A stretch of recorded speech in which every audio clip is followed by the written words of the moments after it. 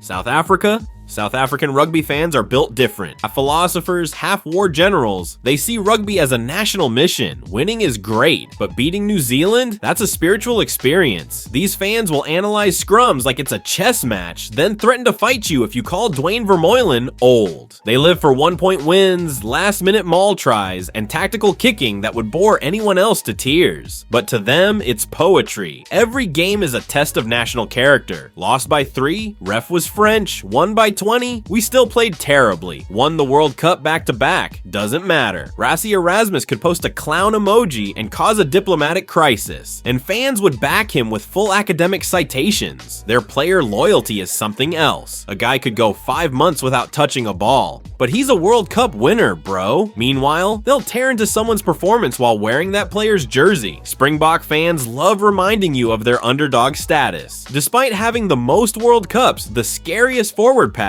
and half of their starting 15 playing in Europe for fun, they'll cry about not getting respect, then win a trophy and remind you every day for 4 years. The truth is, South African fans are emotionally unwell in the best possible way. The highs are high, the lows are apocalyptic, and if there's one thing that unites them, it's knowing that winning ugly is still winning. Just don't mention Japan, they're still healing.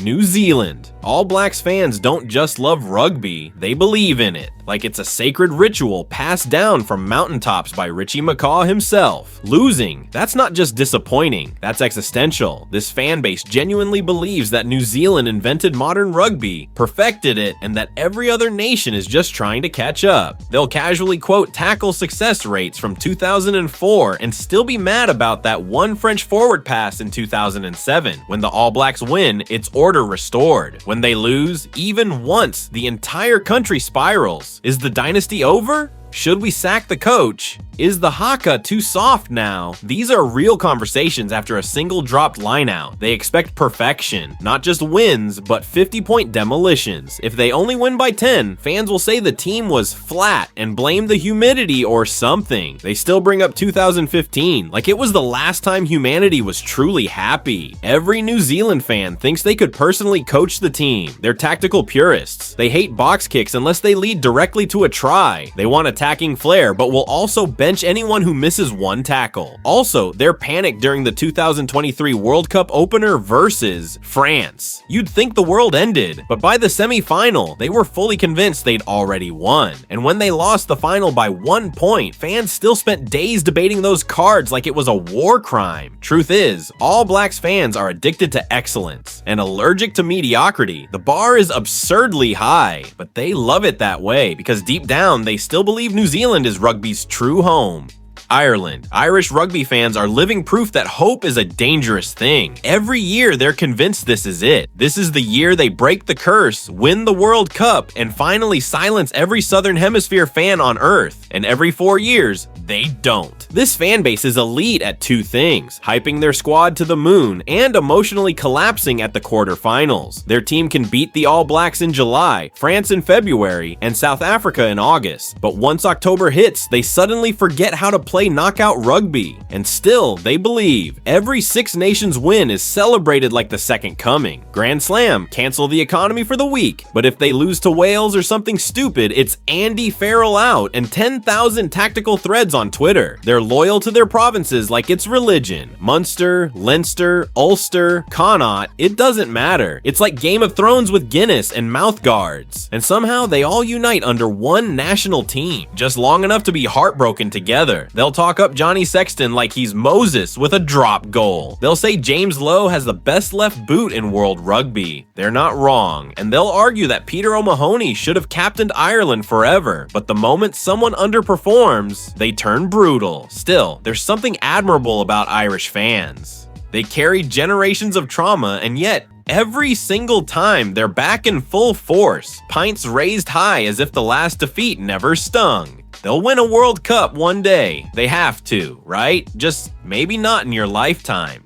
France. French rugby fans are the most passionate, most dramatic, and most confused fan base on earth. One day their team's dancing past the All Blacks with moves smoother than a Parisian pickup line. The next, they're tripping over their own baguettes against Italy. Supporting France is like dating a moody chef, brilliant when the sauce hits, but a disaster when they burn the kitchen down. These fans love chaos, they thrive in it. In fact, they don't trust their team unless something's going wrong. They adore rugby champagne, fast, flowing, attacking play with no real plan except vibes. And when it works, it's beautiful. It's hypnotic. It's French rugby at its best. But when it doesn't, they look like a local club side on holiday. 2023 was supposed to be their year. Home World Cup, Dupont at his peak, all the stars aligned. The fans were more than confident. They were convinced. But then came the quarter-final, South Africa, and 1-point heartbreak. Again, existential crisis, conspiracy theories, ref bashing, deep literary level sadness. Every match is a 5-act drama. A win? It's Monet painting a masterpiece. A loss? It's a tragedy Shakespeare couldn't dream up. These fans don't watch rugby. They perform it emotionally. Criticize Antoine Dupont, and you're done. They'll chase you through the streets of Toulouse with a metaphorical guillotine. He's not just a player, he's a national treasure, a rugby demigod, and probably their next president. Only French fans can turn a knock-on into philosophy. Missed penalty?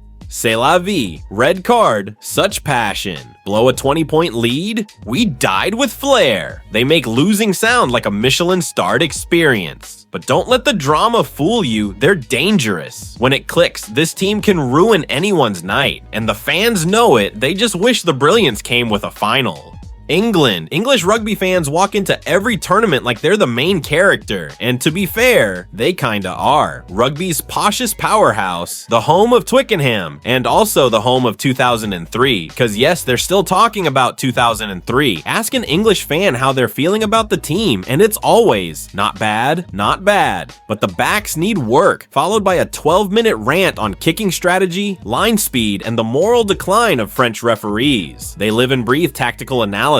They'll complain about box kicks for 80 minutes, then defend a 9-6 win like it was Shakespeare. They call that proper rugby. Other fans call it insomnia. 2023 was a weird year for them. Everyone said they were finished, unwatchable, dead in the water, but somehow England made it to the World Cup semi-final and almost beat South Africa. That gave fans just enough hope to resume demanding knighthoods for Steve Borthwick. They always think they should be winning, always, even when the team's a mess, even when they've lost to Scotland. Again, the entitlement is baked in. They invented the game after all, or so they say. Also, English fans will never stop talking about their depth. They'll name drop 17 flankers you've never heard of and then say, our midfield's a concern. Their ideal game? 3-0, rain falling sideways, decided by a maul and a scrum penalty in the 78th minute. But beneath the smugness is a real sadness, because they've only won one World Cup. One for all the money, all the players, all the talk. It's been 20 years. Still, if you ask them, this is a rebuilding year. It's always a rebuilding year.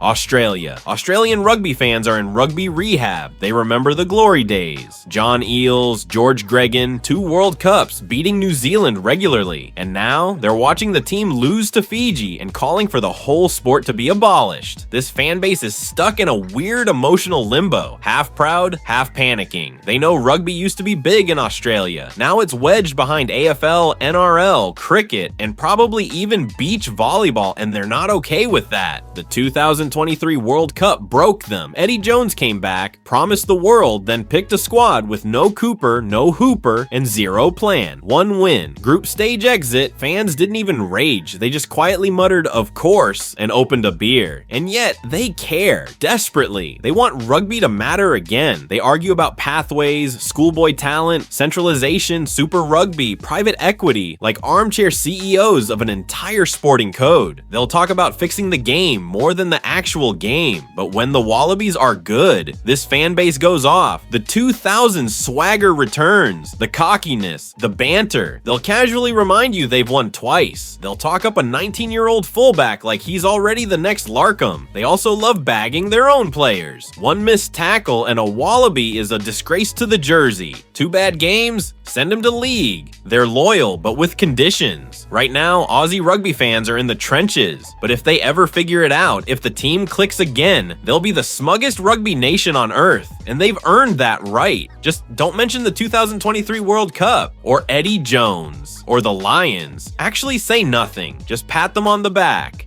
Argentina. Argentinian rugby fans are pure emotion. They don't just watch rugby, they feel it. Every scrum is a test of character. Every try is a revolution. And every time they beat a tier 1 nation, it's like winning the Falklands and the World Cup at the same time. These fans are intense. They cry during the anthem. They scream at every ref decision. And they treat Pablo Matera like he's a mythical war hero. When Argentina wins, they party like it's carnival. When they lose, it's the system is broken and everyone should resign. They love the underdog tag, but only when it's convenient. If you call them tier 2, they'll give you a lecture on beating the All Blacks in New Zealand. If they lose to England by 20, they'll blame discipline. And maybe Brexit. Let's talk about discipline, because every Argentina match includes at least one yellow card, a brawl that almost starts, and someone screaming at the TMO in Spanish. It's just part of the chaos, but somehow it works. The 2023 World Cup run to the semifinals? A roller coaster. Ugly wins, heroic tackles, Nicolas Sanchez turning back time, and fans losing their minds like they just witnessed divine intervention. Then England humbled them in the bronze final, but even then, the fans were proud. Mostly, Argentinian fans don't care about aesthetics. They want grit, fight, passion, blood on the jersey, mud on the ball, and 1-point wins. Rugby is personal, rugby is national, rugby is war, but with polite handshakes at the end. And no matter what, they'll always believe Los Pumas deserve more respect. And honestly, they kinda do.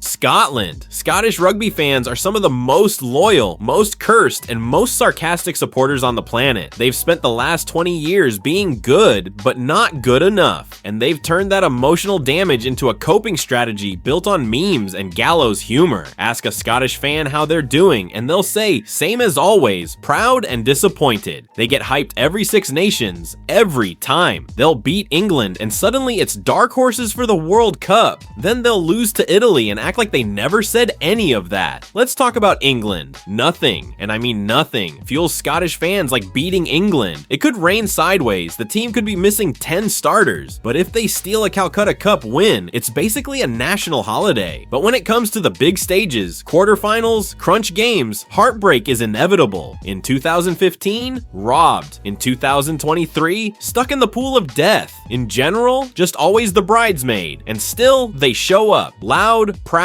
faces painted, singing Flower of Scotland like it's a hymn of rebellion. They know Finn Russell might throw a 40-meter no-look spiral, or directly into the stands. They accept this. They argue a lot about Blair Kinghorn at 15, about the back row balance, about whether Gregor Townsend should be knighted or exiled, and they will die on those hills even while finishing 5th again. But there's a beauty to it, because when Scotland clicks, they're magic, and when they don't, well, they've seen worse. They'll keep believing, not because they think they'll win, but because hope is tradition in Scotland, and they wouldn't have it any other way.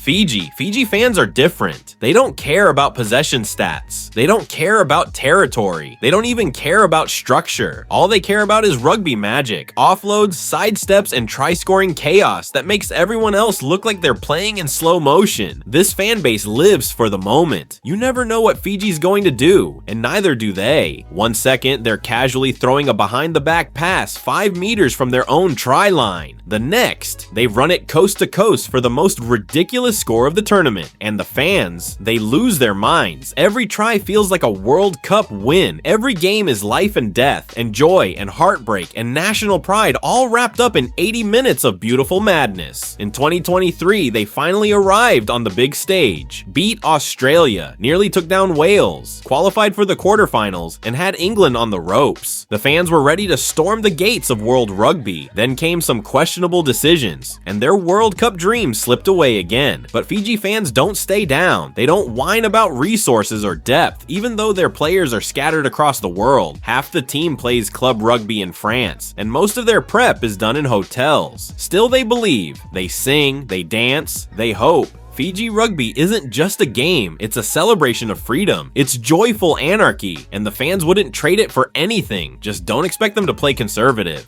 Italy rugby fans are Optimistic. Painfully optimistic. Every Six Nations, they roll in talking about how this is the year we shock the world. And then by week 3, they're doing mental gymnastics to explain why a 7-45 loss to France is actually progress. They adore every little win like it's a miracle. Beat Scotland once every 5 years? Time to make a documentary. Score a single try against England? That's basically a moral grand slam. Their loyalty is impressive. No matter how many years they've been in last place, they show up waving flags, singing loud, and hoping Paolo Garbisi is about to become prime Dan Carter. They also get incredibly defensive if you bring up their Six Nations record. It's about development, they'll say, as if the last 2 decades have been one giant practice session. They'll hype up their under-20s like they've already won the 2035 World Cup and talk about Italian flair like it's a secret weapon no one understands. But here's the thing, every so often, they actually pull off something insane. They'll topple Australia, stun Wales, or score one of those ridiculous length of the field tries that make you question everything. And when that happens, Italian fans become unbearable. Full on I told you so mode for weeks. The truth is, Italian rugby fans know they're the underdogs. They've accepted the losses, the memes, the wooden spoons. But that just makes the rare wins taste sweeter. They're not here for glory every year. They're here for the hope.